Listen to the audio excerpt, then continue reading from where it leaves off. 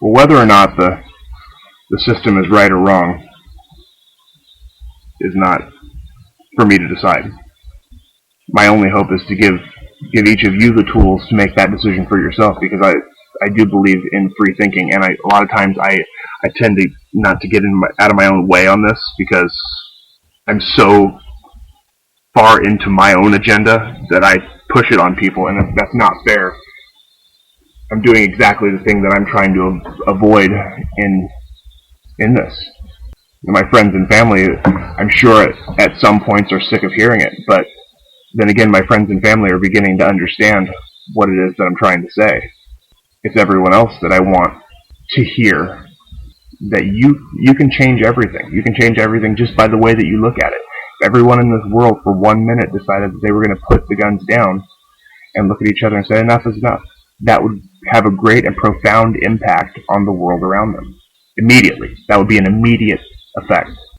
Just look at the great example would be the truce between the Bloods and Crips in Los Angeles. A 44% decrease in murders overnight, just by a piece of paper that says, we're going to put our guns down. We're going to quit fighting each other, even if it's just for this moment. And the leaders of those organizations embraced each other with each expecting to be stabbed in the back. But instead, it was just an embrace. And they realized that maybe they're fighting the wrong fight. And that's just two organizations, that's just two factions coming together and realizing that enough is enough. What if every faction were to come together just like that, just once, to say, okay, today I'm going to put it down? Like the Olympic Games, it's exactly the same thing with sports. We are better and far superior to you, so we are going to beat you in a competition of strength and agility. Isn't that what war is? It's no different. It's just a power struggle, just like everything else. We need to let go of those things. And when we do let go of those things, then we'll realize, really what's going on here, what we should be doing, following the path that we've cut out for ourselves. Just because I think that we're unified in consciousness doesn't mean that I think that the power of self is irrelevant, because I don't. I think that everything that you manifest yourself. You create your reality. You are responsible for that. You. It may be seen as the collective. As for example, you build a business, and those around you see that business. That is a projection of what you wanted to happen. So, in essence, you're manifesting something from your personal frame of reference into a global conscious. I opened a thrift store, so there it is, and now the world can see it, and now it's part of the collective. Not just things that we do, but things that we think. You can look at someone's face and see what kind of reaction they're going to have to your agenda. Whether anyone would believe this or not, I do believe that we are all psychic on our own levels. We're all able to read each other, and that is intuitive. That is not a sense. That is not one of the five senses. That is your ability to understand your fellow man. That's your ability to see what they're feeling and making adjustments to what you want to say or do to push your agenda forward. Spend a great deal of time studying different thinkers and different public speakers, public individuals who have similar frames of reference on what's going on, not necessarily the same. I'm a big fan of speakers like David Icke and Daniel Pinchbeck. I believe that in a lot of ways they see things the same, but they both see the world exactly as they want it to be. Daniel Pinchbeck sees this world as becoming a garden planet, and I agree with him. I think that we have the potential to do such beautiful and great things if we would just get out of our own way about it. Quit worrying about who's in power, who's in control. Solidarity, becoming united. Once we relinquish control, we actually take our control back. The powers that be aren't serving a purpose for the common good. They're serving a purpose for their good, for that 1%. And they think that they're doing it without us even knowing. But they're becoming more and more blatantly, they're becoming more and more blatant in the way that they present that information, with the rituals and, the Zionism. And Palestine is a great example. Where is Palestine? Right now it's right underneath Jerusalem for the most part. Not how it was before. I'm not saying I don't think that Jesus was a real guy. I'm not saying that he wasn't born in Jerusalem, but I'm sure that if he were in charge, things wouldn't be going this way. We wouldn't be doing what we're doing in his name. Granted, his name wasn't Jesus, but that's beside the point. That's just a name that he was given during the Council of Trent and meetings of that nature when they decided to edit the Bible, which I think is amazing. How can you edit a text that is an account of a religious event, of a spiritual event, a transcendence, if you will? There are books missing. Like the Book of Enoch is a great example. They didn't want to put it in there because it was too suggestive to the old tradition.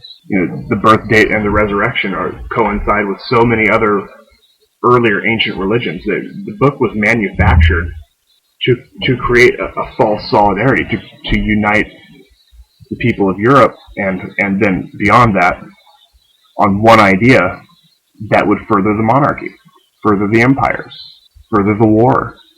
Now, I'm not saying that I think that Jesus wasn't a real guy. Yahshua ben-Hur was a real person. He was a real person who did great things in his life, and I'm sure that he transcended into the Christ consciousness. But he didn't preach any of the things that are happening. He didn't say that he wanted people to fight war in his name, to seek people who didn't believe in him and force that dogma onto them. That was never part of his plan. He preached about love and compassion, and that's really what it's all about. Is that going back to electrical frequencies, the frequency and the vibration of the emotion of love. It can be measured. It's a faster waveform than that of fear, which is the current frequency that most people live on. We're in fear that the terrorists are going to take over. We're in fear that the world's going to end because the Mayans said so. I don't believe that their calendar spoke of an end. I believe it spoke of the beginning. It's the end of the great year, the end of the procession of the equinox. It's the beginning of the golden age of man. I don't believe it. Maybe it won't happen that day. Maybe it won't happen on the solstice of this year, but it's going to happen. People are going to wake up. They're waking up every day. The more people I talk to, the more people I realize are woken up, that see what's going on. They want to do something different. They're not satisfied with the world that they live in. They want to change it. And that kind of idea in enough people's minds will create change. Real change. Not the kind of change that politicians talk about and say, we are going to change this, we're going to change taxes. Taxes are a fabrication as well. Money is a fabrication. It's not the end. It's just the means by which we're doing things right now. Money systems have changed many times over the centuries. This won't be the first. But this time I hope we do it right. I hope that we don't relinquish control over our money to an outside company. We use our money for good. I hope that we don't put that emphasis on the material world, on having the best and the newest and the biggest things. If scientists weren't working on the next iPod or touchscreen, maybe they would be working on zero-point energy technologies. Maybe they would be working on some of the hypotheses of Nikola Tesla, who was a genius, and not given any credit because his agenda didn't further the agenda of the Rockefellers.